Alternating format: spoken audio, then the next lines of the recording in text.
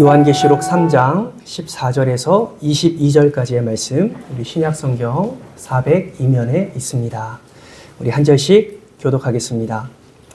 라오디게아 교회의 사자에게 편지하라. 아멘이시요 충성되고 참된 증인이시요 하나님의 창조의 근본이신 이가 이르시되 내가 그의 행위를 아노니 내가 차지도 아니하고 뜨겁지도 아니하로다. 내가 차든지 뜨겁든지 하기를 내가 이같이 미지근하여 뜨겁지도 아니하고 차지도 아니하니 내 입에서 너를 토하여 버리리라. 내가 말하기를 나는 부자라 의하여 부족한 것이 없다 하나 내 곤고한 것과 가련한 것과 가난한 것과 벌쓴 것을 알지 못하는도다. 내가 너를 권하노니 내게서 불로 연단한 금을 사서 부요하게 하고 흰 옷을 사서 입어 벌거벗은 수치를 보이지 않게 하고 안약을 사서 눈에 발라 보게 하라. 사랑하는 자를 책망 징계하니 그러므로 내가 열심을 내라 회개하라. 볼지어다 내가 문 밖에 서서 두드리노니 누구든지 내 음성을 듣고 문을 열면 내가 그에게로 들어가 그와 더불어 먹고 그는 나와 더불어 먹으리라. 이기는 그에게는 내가 함께 앉게 하여 주기를 내가 이기고 내 아버지 보좌에 함께 앉은 것 같이. 다 같이 읽습니다. 귀에 있는 자는 성령이 교회들에게 하시는 말씀을 들을지어다. 아멘. 할렐루야. 할렐루야. 지난 한 주 먼저 잘 지내셨죠? 네, 우리 환한 미소로 우리 앞뒤 좌우 이렇게 인사하겠습니다. 샬롬 샬롬. 지난 한 주 먼저 너무 수고 많으셨습니다. 인사하겠습니다. 너무너무 수고 많으셨습니다. 여러분 혹시 매너리즘이라는 말을 들어보셨습니까? 매너리즘, 정확히 어떤 뜻일까요? 사전적 의미를 살펴보면 항상 틀에 박힌 일정한 방식이나 태도를 취함으로 신선미나 독창성을 잃어버리는 일을 매너리즘이라고 말합니다. 비슷하게 우리는 타성이라는 단어를 사용하기도 하지요. 여러분, 원래 이 매너리즘이라는 말은 미술 관련 용어라고 합니다. 14세기에서 16세기 문예 부흥 시대 때, 르네상스 시대 때 예술계에 수많은 거장들이 일어나게 되는데요.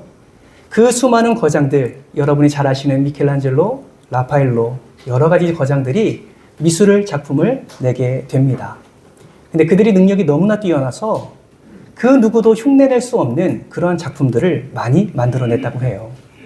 그들이 얼마나 위대했냐면 그 이후에 등장하는 예술계 후배들, 16, 17세기 후배들은 아무리 애를 쓰고 몸부림을 쳐도 그 앞서 예술계의 선배인 그 거장들을 능가할 수 없는 자신의 한계에 부딪히는 일들을 경험하게 되었다고 합니다. 그래서 후배 미술가들은 르네상스의 거장들을 따라하는, 모방하는 것으로 그들의 작품을 내게 되었다고 합니다. 거장들의 정신, 거장들의 미술을 향한 그 마음을 배우지 못하고 오직 단순한 수법만을 배우고 모방하는 그런 일들을 후배 미술가들이 행했다라는 것이죠. 그래서 그것을 이탈리아어로 양식, 스타일을 뜻하는 마니에라라고 불렀고 거기서 파생된 말이 매너리즘이라고 합니다. 여러분, 이 매너리즘이라는 말은 이제는 더 이상 미술에만 국한된 단어가 아니죠. 이제 이 말은 우리의 일상에서 자주 사용하는 용어가 되었습니다. 오래되어 굳어진 좋지 않은 버릇, 또는 오랫동안 변화나 새로움을 꾀하지 않아서 나태해져서 굳어진 습성들을 가리켜서 매너리즘에 빠지다 혹은 타성에 빠지다라는 표현을 우리는 자주 사용합니다. 여러분 한번 생각해 보십시오. 정치인들이 매너리즘에 빠지면 어떻게 될까요? 국민들을 위해 정치해야 하는 사람이 자신의 권력을 유지하는 데만 몰두하게 되고 결국 그 매너리즘은 타락한 정치인으로 만들게 될 것입니다. 사업하는 분들이, 기업가들이 매너리즘에 빠지면 어떻게 됩니까? 급변하는 트렌드나 소비자들의 마음을 읽는 데 실패하고 한때 잘 나갈 수 있지만 어느 순간 망할 수 있게 되는 것이죠.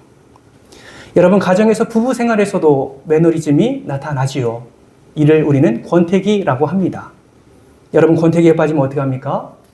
부부간의 관계에 심각한 위기를 맞게 되고 가정이 깨어지기도 합니다. 그런데 여러분, 이러한 매너리즘, 우리 신앙생활에도 나타난다는 것을 여러분 알고 계십니까? 오늘 본문 말씀은 신앙생활의 매너리즘에 빠진 한 교회를 우리에게 소개하고 있습니다. 이 말씀은 그 교회를 향한 경고의 메시지요.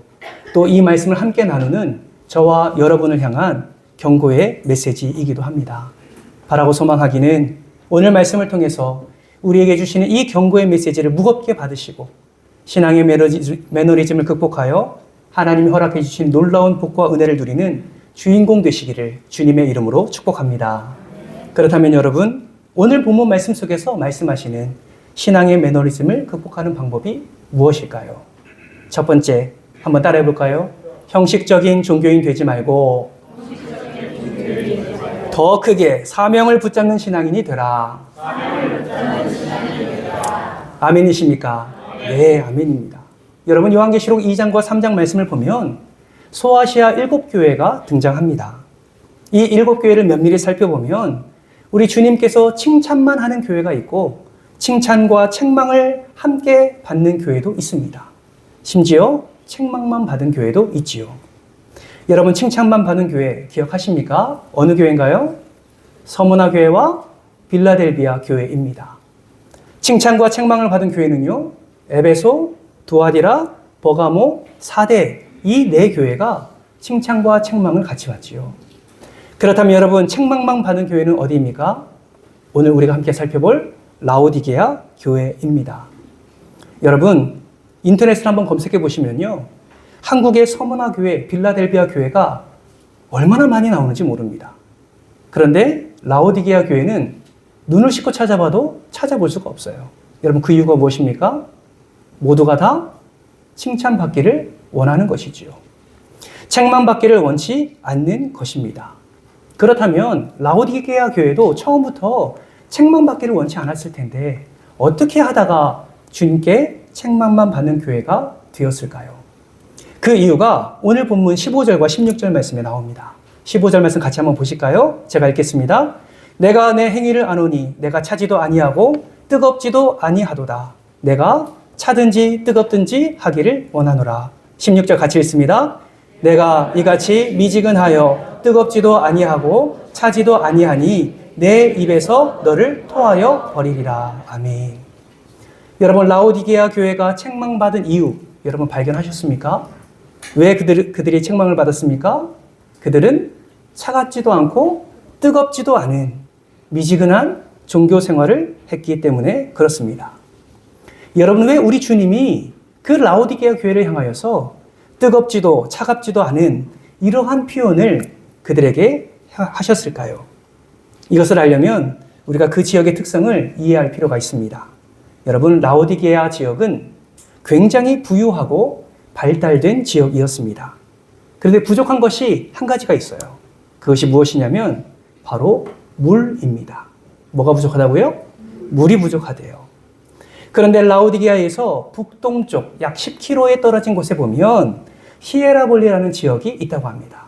히에라볼리는 라오디게아와는 달리 그곳에 엄청난 많은 물이 있습니다. 특별히 그 히에라볼리에는 온천수가 굉장히 유명했다고 합니다. 온천수. 여러분, 온천 좋아하십니까? 아유, 반응하시는 분들은 찾아서라도 가시는 분이실 텐데, 온천수가 유명한 곳, 여러분 사람의 발길이 끊길까요? 이어질까요? 이어지겠죠. 그래서 그 히에라볼리는 굉장히 유명한 관광 명소였다라고 합니다. 미네랄이 풍부하고 그 온천물에 몸을 담그면 피부병이 나을 정도로 굉장히 좋은 물이 그곳에 있었던 것이죠. 여러분, 라오디게아 교회 뭐가 부족하다고요? 지역에? 물이 부족합니다. 그래서 그 북동쪽 10km에 떨어진 그곳에서 물을 당겨서 썼다고 해요. 근데 문제가 있습니다. 물을 끌어오는 관이 토관이었다라고 합니다. 토관.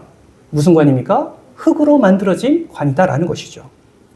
미네랄이 풍부한 온천수가 뜨거울 때는 마실만 한데 10km를 오면서 물이 어떻게 될까요? 식어지게 되겠죠. 그러면 미지근해지게 되는 것입니다. 미지근한 물을 마시는 순간 구토 증세가 일어나는 역겨운 물이 되는 것이죠. 여러분, 이뿐만이 아닙니다.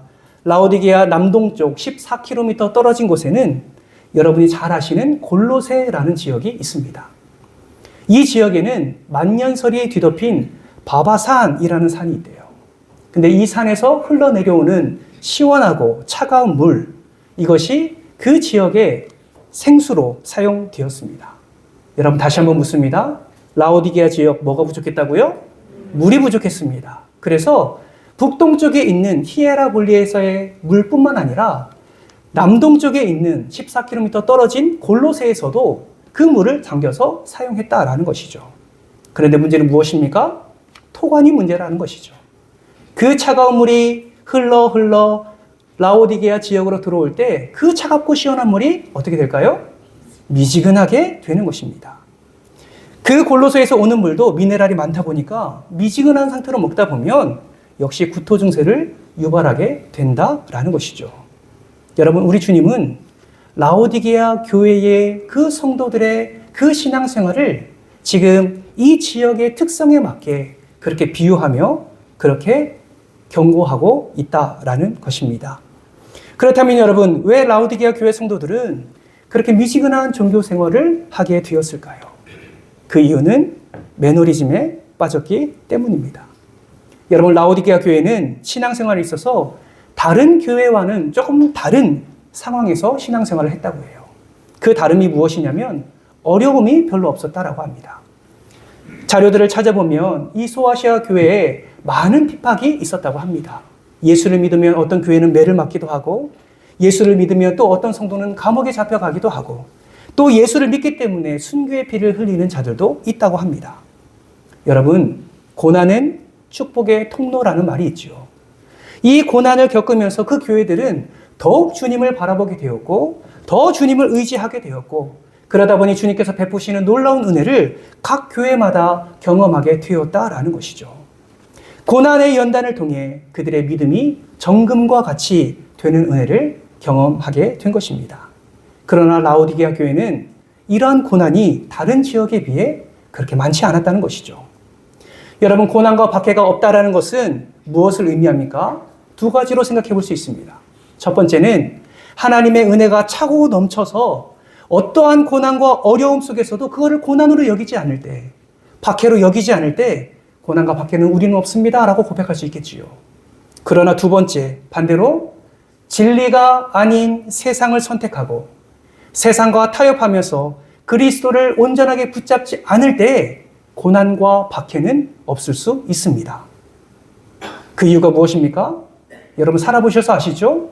정말 말씀대로 살려고 하면요, 정말 말씀을 붙잡고 그리스도인답게 정직과 거룩과 성결을 위하여 몸부림치며 싸울 때는 우리가 갈등이 없을 수가 없습니다. 세상이 가만히 놔버려두지 않아요. 여러분 직장생활 해보셔서 아시죠? 그 직장생활에서 정말 말씀 붙들고 살아가려고 노력하면 많은 사람들이 어떻게 합니까? 오히려 우리를 핍박하는 경우를 많이 경험하게 됩니다. 그렇다면 라오디게아 교회는 지금 어떤 상태입니까? 제가 감히 판단해 보건대 만약에 정말 예수의 은혜로 차고 넘쳐서 어떠한 고난과 박해에서도 견딜 수 있고 그것을 고난으로 여기지 않을 만큼 감사함을 고백했던 교회라면 여러분 라오디게아 교회를 책망하지 않았을 것 같습니다. 근데 하나님은 라오디게아 교회를 어떻게 합니까? 책망하시지요. 감히 판단해 보건대 라오디게아 교회는 예수가 아닌, 진리가 아닌 세상과 타협하며 세상 속에서 그 예수와 세상을 저울질하며 그렇게 살아가지 않았을까? 결국은 형식화된 종교, 그 종교인으로서 살아갔기 때문에 고난과 박해가 없지 않았을까라는 생각을 해보게 됩니다. 사랑하는 성도 여러분, 이 말씀을 통해서 저와 여러분의 신앙생활을 한번 점검해 보았으면 좋겠습니다. 여러분, 하나님 앞에서 정직하게 한번 생각해 보십시오. 여러분의 지금의 신앙생활이 어떠하십니까? 지금 함께 모여 예배드리고 함께 찬양하고 함께 기도하고 지금 진리의 말씀이라 믿는 이 귀한 말씀을 우리가 듣고 있습니다. 그러나 여러분, 지금 이 예배의 자리가 여러분에게 형식적으로 참여하는 예배의 자리는 아닌가? 예배는 드리고 결단은 하지만 집에 돌아가서는, 가정으로 돌아가서는, 삶의 자리로 돌아가서는 그 자리에서 어김없이 세상과 타협하며 말씀을 뒤로 한 채 살아가고 있지는 않은가? 매일의 삶을 살면서 말씀을 읽지 않아도 전혀 영적인 갈증도 없고 그리스도인으로서 살아가면서도 전혀 부담감도 없는 그런 삶을 살고 있지는 않은가? 여러분 기억하십시오. 이러한 부담감, 이러한 영적인 갈증, 이러한 결단을 하면서도 하나님의 은혜로 살아가지 않고 있다면 여러분 어쩌면 우리는 지금 매너리즘에 빠져 있는지도 모릅니다. 차갑지도 않고 뜨겁지도 않은 입에 댈 때 토할 수밖에 없는 그런 신앙생활을 우리가 하고 있는지도 모릅니다. 여러분 이러한 미지근한 신앙생활이 지속되면 어떻게 되는지 아십니까? 결국 매너리즘에 빠지게 되고 다른 말로 말하면 형식적인 종교인으로서 우리는 살아가게 되는 것입니다. 하나님이 그러한 모습을 바라보실 때 어떠한 마음이 들까요? 감히 생각해 보건대 하나님이 기뻐하지 않으실 것 같습니다. 어쩌면 라오디게아 사람들이 미지근한 물을 먹을 때에 토해내는 것처럼 하나님께서 그런 자를 토해내실까 두렵습니다. 사랑하는 성도 여러분, 매너리즘에 빠져 형식적인 종교인으로 살아가는 우리에게 주님은 오늘 본문 말씀을 통해서 이렇게 말씀하십니다. 요한계시록 3장 15절 하반절 말씀입니다. 같이 한번 읽어볼까요? 스크린을 보면서 시작. 내가 차든지 뜨겁지 하기를 원하노라. 한 번 더 시작. 내가 차든지 뜨겁든지 하기를 원하노라. 아멘. 주님이 우리를 향한 기대하는 바가 무엇이냐면 내가 차든지 뜨겁든지 하기를 원하노라. 여러분 왜 주님은 라오디게아 교회를 빗대어서 우리에게 이렇게 차든지 뜨겁든지 하기를 원한다고 말씀하고 계실까요? 여러분 묵상을 하다 보니 뜨겁든지라는 이 단어에 이러한 주님의 마음이 담겨있지 않나 생각해 보게 되었습니다. 두 가지를 생각했어요. 뜨겁든지 첫 번째 의미는 뜨거운 열정, 뜨거운 열심으로 신앙생활을 하라는 것입니다. 두 번째는 히에라볼리의 그 뜨거운 온천물이 많은 병자를 고치고 치유하는 것처럼 사람을 살리고 고치는 신앙생활을 하라는 의미가 담겨있지 않을까라는 생각을 해보게 되었습니다. 차갑든지는요, 죄에 대해서는, 악에 대해서는 차갑고 냉정하게 뒤로 돌아설 것과 두 번째는 골로새 시원하고 차가운 물이 목마른 사람, 그 갈증을 해결하는 것처럼 정말 영적 갈증을 경험하고 있는 그 사람들에게 생수 되시는 예수 그리스도께 인도하는 신앙생활을 하라고 우리에게 이 말씀을 하고 계시는 줄 믿습니다. 여러분 가만히 생각해 보면요. 지금 말씀드린 이러한 삶의 모습들, 이러한 그리스도인의 모습들은 하나님께서 우리에게 허락해 주신 사명인 줄 믿으시길 바랍니다. 사랑하는 성도 여러분, 저는 정말 소망합니다. 저도 마찬가지고요. 우리 교회에 속한 모든 하나님의 자녀들이 형식적인 종교인이 되지 않기를 소망합니다. 차갑지도 아니하고 뜨겁지도 아니한 미지근한 매너리즘에 빠진 신앙생활을 내어버리기를 소망합니다. 더 바라는 것은 뜨거운 신앙생활을 하시기를 축복합니다. 뜨거운 열정, 뜨거운 열심, 예수 그리스도를 사랑하는 그 마음을 여러분의 삶의 자리자리에서 나타내어 하나님께 영광 올려드리는 그리스도인 되시기를 주님의 이름으로 축복합니다. 또한 누구보다 차가운 신앙생활을 하십시오. 악에 대해서, 죄에 대해서는 정말 차갑고 냉정하게 돌아서시고 골로새 바바산에 내려온 시원한 물이 많은 이들의 목을 갈증을 해결하는 것처럼 정말 여러분을 통해 흘러가는 생수의 강물을 통해 많은 이들이 영적인 목마름을 해결하는 그런 신앙인 되시기를 주님의 이름으로 축복합니다. 이런 사명을 붙잡고 살아가려면 어떻게 해야 할까요? 여러분, 우리의 사명을 끝까지 붙잡고 회복하고 그 사명을 붙잡고 살아가는 우리 모두가 되어야 될 줄 믿습니다. 그렇게 살아갈 때에 우리에게 허락해 주신 비전 또한 성취할 수 있는 것이죠. 여러분, 우리에게 비전이 무엇입니까? 하나님을 기쁘시게 하는 교회, 이웃을 행복하게 하는 교회. 이 놀라운 비전이 사명을 붙잡는 신앙인의 삶의 모습을 통하여서 하나님께서 성취하게 하실 줄 믿습니다. 바라고 소망하기는 형식적인 종교인이 아니라 사명을 붙잡는 진정한 신앙인 되시기를 주님의 이름으로 축복합니다. 두 번째는 영적 불감증에 빠지지 말고 열심을 내라는 것입니다. 여러분 오늘 본문 17절 말씀을 보세요. 같이 한번 읽어볼까요? 시작. 내가 말하기를 나는 부자라 부요하고 부족한 것이 없다 하나 눈먼 것과 벌거벗은 것을 알지 못하는도다. 아멘. 여러분 라오디게아 성도들은 스스로 부유하고 부족함이 없다라고 생각했습니다. 세상적인 기준으로 보면 틀린 말이 아니에요. 라오디게아는 금융과 무역, 패션과 의료 모든 부분들이 발달한 도시였습니다. 뿐만 아니라 교통의 요충지였기 때문에 많은 사람들이 왕래하였고 상업이 발달하여 부유한 삶을 살았습니다. 양털로 옷을 만들어서 팔았고 유명한 의과대학도 있었고 우수한 안약을 만들어서 그것을 팔아 많은 부를 누렸습니다. 얼마나 많은 부를 누렸냐면요.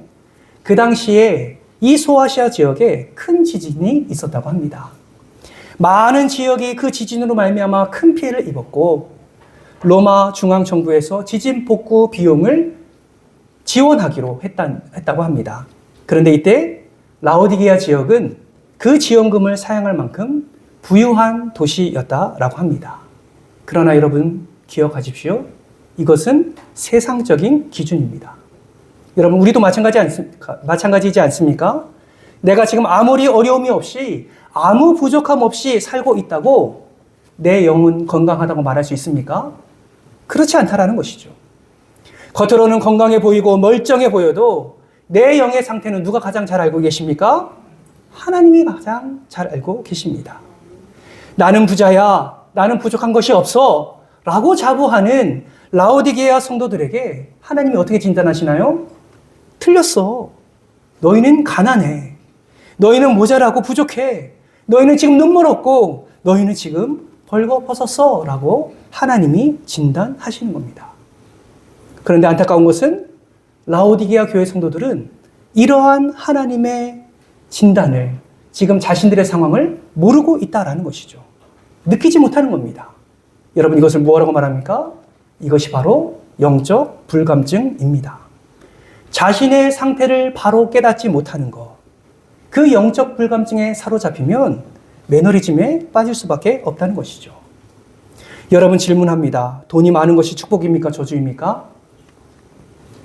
돈이 많으면 좋은 건가요? 나쁜 건가요? 예, 여러분의 마음에 소망함이 있기 때문에 좋다고 말씀하셨겠지요. 그렇죠?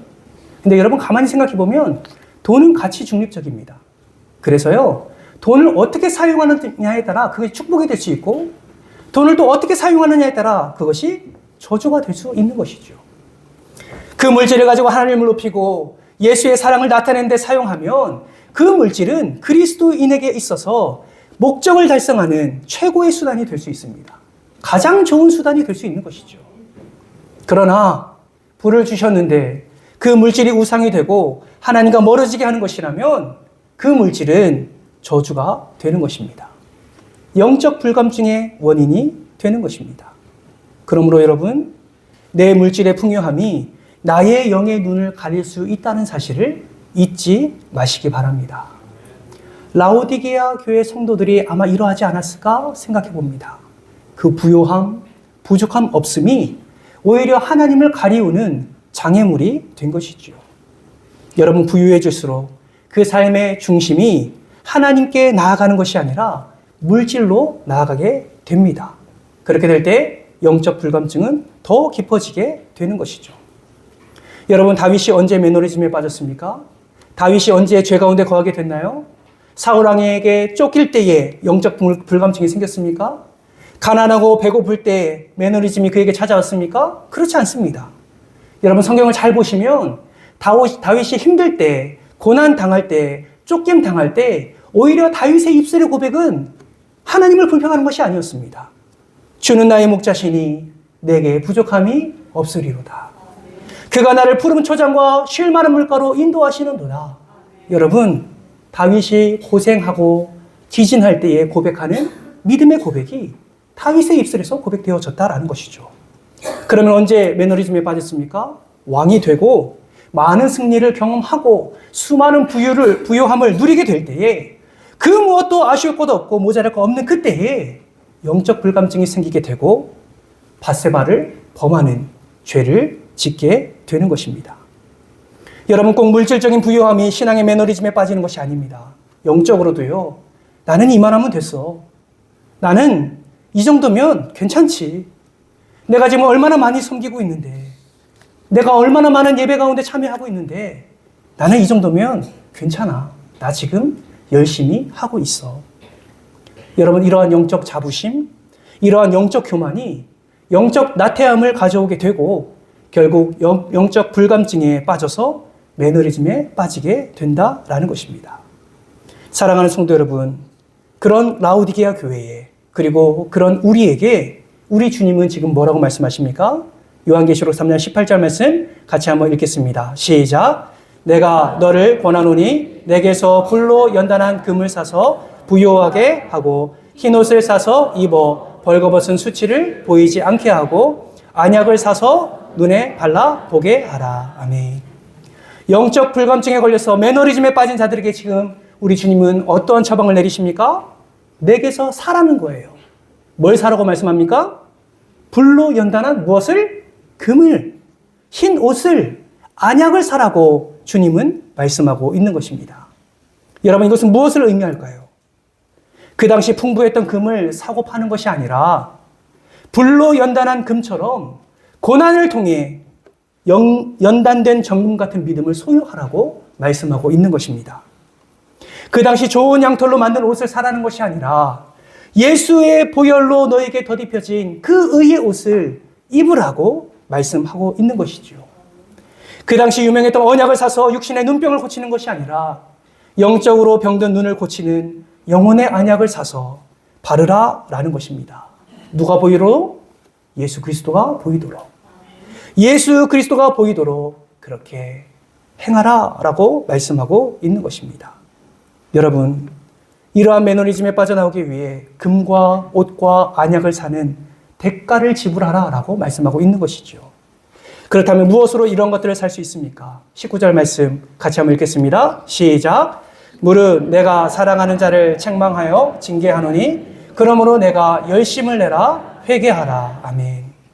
무엇으로 금과 옷과 안약을 삽니까? 19절 말씀에 보니까 열심이라는 대가를 지불하여 회개라는 대가를 지불하여 사라고 말씀하고 있습니다. 사랑하는 성도 여러분, 영적 불감증에 걸려 매너리즘에 빠져 있습니까? 주일 예배는 참석하지만 주중 예배, 구역 모임은 참여하기 귀찮고 교회 공동체 안에서 무언가 하기도 싫고 이제는 앞장서서 무언가를 주일을 섬기는 것도 부담스러우십니까? 여러분, 우리 주님의 마음을 우리는 기억하고 우리는 열심과 회개라는 대가 지불을 통하여 하나님께 더 가까이 나아가야 될 줄 믿습니다. 말씀을 통하여 그리스도를 더 알아가야 하고 그리스도에게까지 자라가야 될 줄 믿습니다.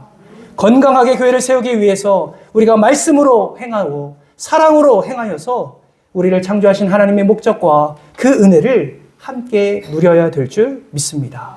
그러니 여러분, 귀찮다고 가만히 계시면 안 됩니다. 말씀을 읽어야 하는데, 기도해야 하는데 생각만 하지 마시고 말씀 있는 그 자리로 나아가셔야 합니다. 기도가 필요하십니까?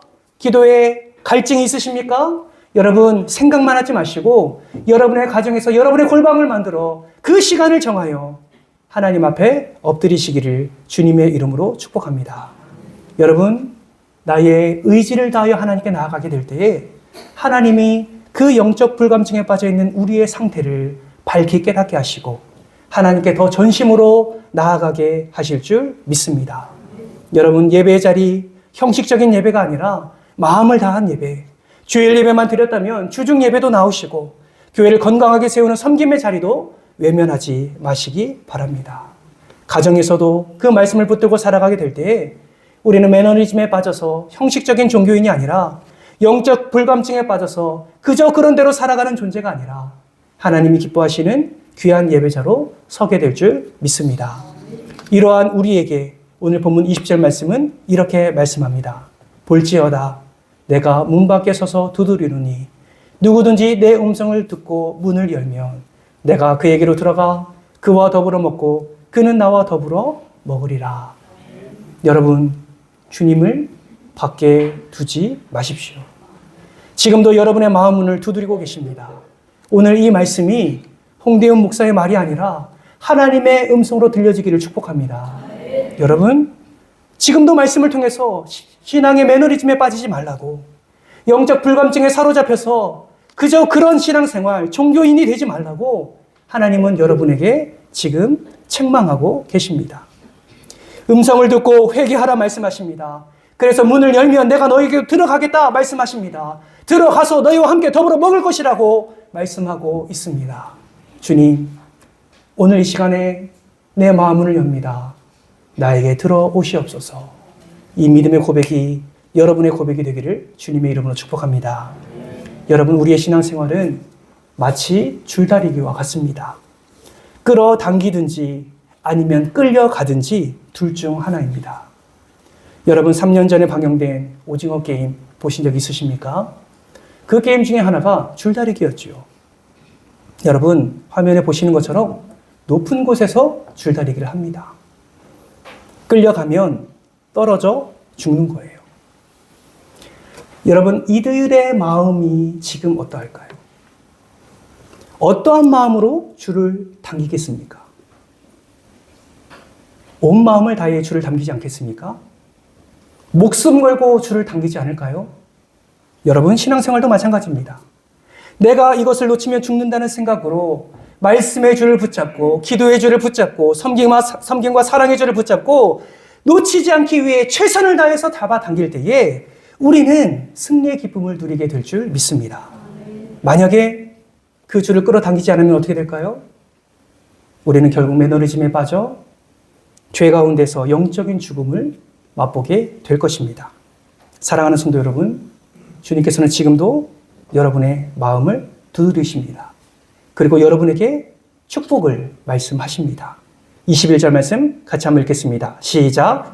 이기는 그에게는 내가 내 보좌에 함께 하여 주기를 내가 이기고 아버지 보좌에 함께 앉는 것 같이 하리라. 아멘. 사랑하는 성도 여러분, 하나님이 예비하신 이 놀라운 복을 누리는 저와 여러분 되시기를 주님의 이름으로 축복합니다. 이 시간에 여러분의 마음을 정돈하시고 내 마음 상태가 어떤지를 한번 점검해 보시기 바랍니다. 이제 기도할 거예요. 여러분, 내가 얼마나 하나님 앞에 정말 신실하게, 정말 성실하게, 정말 온전함으로 하나님이 기뻐하시는 예배자로 살아가고 있는가? 아니면 형식적인 종교인으로 그저 나는 부자고 나는 부유하니까 어찌되든 아무 상관없다라는 마음으로 그저 종교인으로 살아가고 있습니까? 여러분, 열심과 회개의 대가지불을 통해 하나님께 더 가까이 나아가기를 소망하시기를 바랍니다. 이 시간 기도할 때에 하나님, 정말 하나님이 기뻐하시는 예배자가 될 수 있도록 은혜를 도와여 주옵소서.